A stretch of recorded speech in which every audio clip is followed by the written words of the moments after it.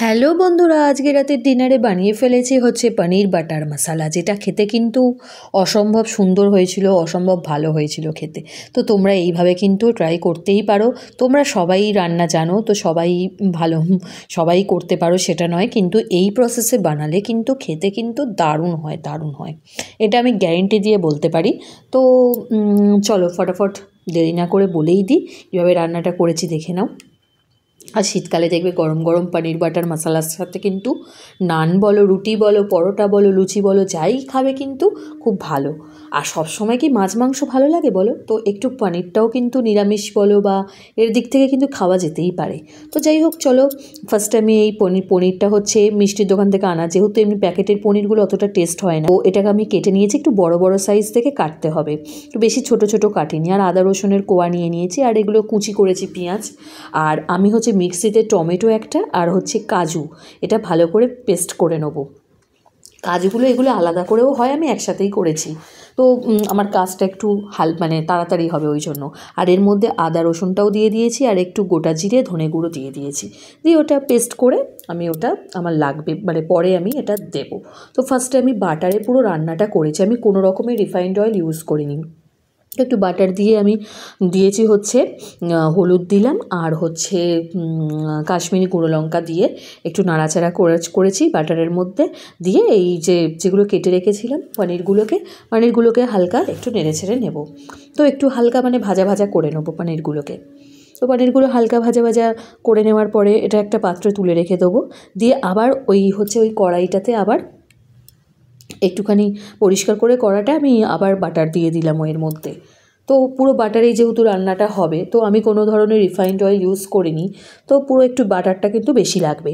আর এর মধ্যে আমি হচ্ছে হালকা গোটা জিরে দিয়ে দিলাম, আর দুটো শুকনো কাঁচা লঙ্কা দিয়েছি, আর একটা শুকনো লঙ্কাটা আমরা খুব একটা বেশি খাই না, তো একটাই দিয়েছি। আর এই যে কুচি রাখা পেঁয়াজগুলো, এটাও পেস্ট করে দেওয়া যায়, তো আমি এখানে পেস্ট করিনি, যেহেতু পেঁয়াজ হচ্ছে এমনি নরম গলে যাবে। তো পেঁয়াজটা হালকা ভাজা ভাজা করে নুন হলুদ একটু অল্প পরিমাণ, এইগুলো সব পরিমাণ মতো আমি দিয়েছি, যতটা করছি সেই পরিমাণে তোমরাও সেরকমই দেবে। আর একটুখানি স্লাইড হচ্ছে জিরে দিয়ে দিয়েছি, আর এর মধ্যে হচ্ছে একটুখানি কাশ্মীর গুঁড়ো লঙ্কা দিয়ে দিয়েছি, দিয়ে হালকা নাড়াচাড়া করছি, করে এটা নাড়াচাড়া করতে হবে, হালকা লাল লাল করে নাড়াচাড়া। আর যে পেস্টটা আমার ওখানে রেডি করেছিলাম, এই যে হচ্ছে কাজু বাটা, টমেটো, তারপরে সব রকমের আদা রসুন দিয়ে পেস্টটা করেছিলাম, তো ওই পেস্টটা এর মধ্যে দিয়ে দেবো, দিয়ে এবারে হালকা নাড়াচাড়া করতে হবে।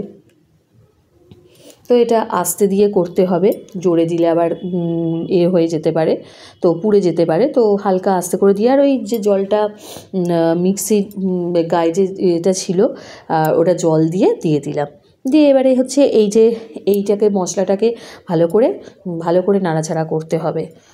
এটা 5 মিনিট ধরে হালকা করার পরে আমি এই যে ভেজে রাখা পনিরগুলোকে এর মধ্যে দিয়ে দিলাম, দিয়ে এটা খুবই ইজি প্রসেস আর খুবই তাড়াতাড়ি হয়ে যাবে। আচ্ছা, এবারে দেওয়ার পরেও এটা হালকা নাড়াচাড়া করবো আমি করে। এর মধ্যে তোমাদের যদি ইচ্ছা হয় যে আর একটু বাটার অ্যাড করবে, আমি যেহেতু আগে দিয়েছি আর আমার দরকার লাগেনি। আর মিষ্টি তো অলওয়েজ দিতেই হবে, চিনি দিয়েছি আমি আমার পরিমাণ মতো দিয়েছি, কারণ এটা একটু অনেকে মিষ্টি মিষ্টি খায়, বা যেরকম মিষ্টি খেতে চাও সেইভাবে দিতে পারো। আর আমি এর ওপর দিয়ে একটু হালকা ব্ল্যাক পেপার দিয়েছি, একটু ঝালটা বেশ হালকা আর একটু হবে সেই জন্য দিয়েছি।